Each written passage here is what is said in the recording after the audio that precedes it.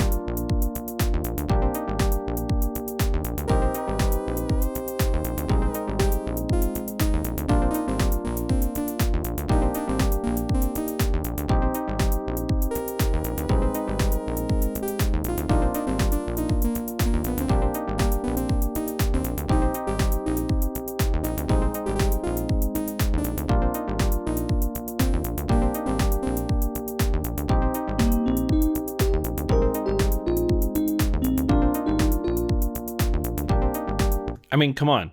What else are you going to be able to do that on? You know, especially what else are you going to be able to do that on that can fit in your freaking pocket? Yeah, just what a wild device. And of course, I barely scratched the surface with that little jam of what we can do. I just played with a couple presets. Very easily, I could go into, say, my bass track here and listen to it and play with my sound. Maybe some effects on there.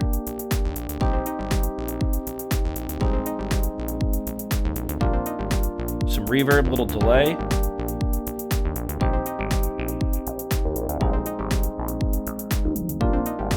Could automate it.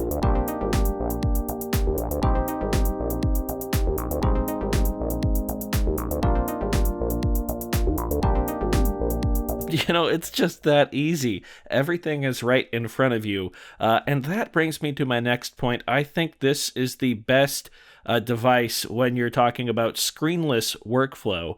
Thanks to all of the LED feedback and everything being laid out right in front of you, every button has an LED too. I think that this is the best example of a screenless workflow. The circuit is very, very close, but to me, the workflow of the OPZ just makes a bit more sense. And that might just be, of course, for me. This video is, like every other video on this channel, my opinion. But I think that the OPZ is the epitome of screenless workflow.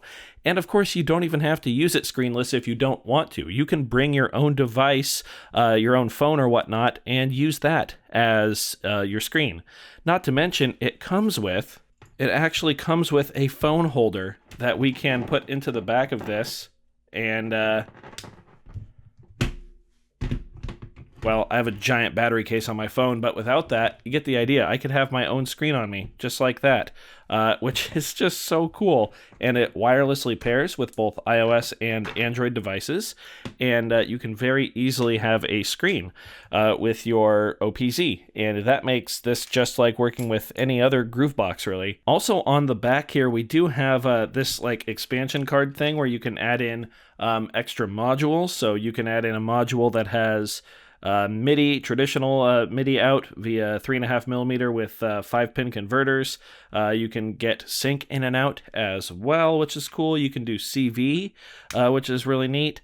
And it even has a removable battery. So, should the battery die in the future, you can replace it, which is really cool. It also charges via Type-C, which is excellent because almost every device out there these days charges with Type-C. So you almost always have a charger with you for the OPZ. Just really remarkable. Now, of course, Teenage Engineering's design team did drop the ball when it comes to the material that they chose to build the device out of. I have not been quiet here on YouTube about my device starting to bend, which is, of course, causing some double triggers. Now, I'm not going to get any, but they do happen from time to time, especially when I am actually working on the device itself, and that is unfortunate. I'm hoping that we do see some sort of OPZ refresh in the future, maybe with a metal body case. I think that would probably fix a lot of the problems, but really, aside from that, it's the only flaw of this otherwise incredibly powerful and insanely small device.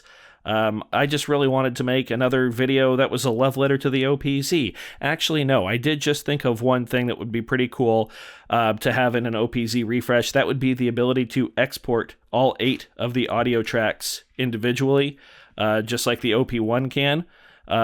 It turns them into AIF files when you open it on your computer. That would be really cool on the OPZ to allow us to finish tracks in DAWs and stuff like that. I know I'm the DAWless guy, and that sounds a little blasphemous coming from me, but hey, it is what it is. I do understand the power of that sort of hybrid workflow.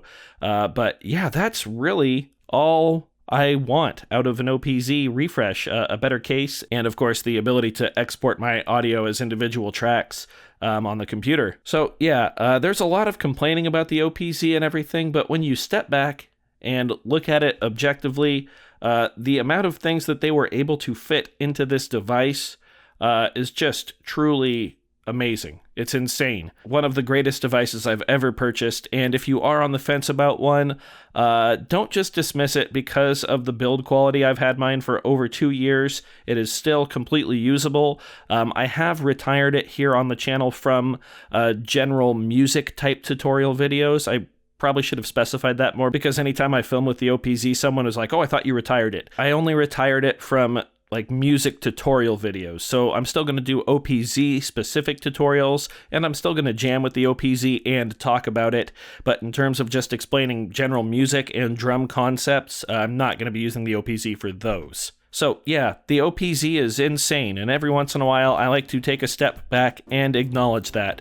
So I do hope you enjoyed this video. I hope you found it a little bit informative, maybe entertaining, who knows. If you did, be sure to leave a like on it. If not, you can always leave a dislike, that's okay too. Doesn't hurt my feelings, just makes me try that much harder next time. Either way, be sure to hit that subscribe button, ring that notification bell. Thank you so very much for being here. Thanks for watching. We'll see you next time. Bye.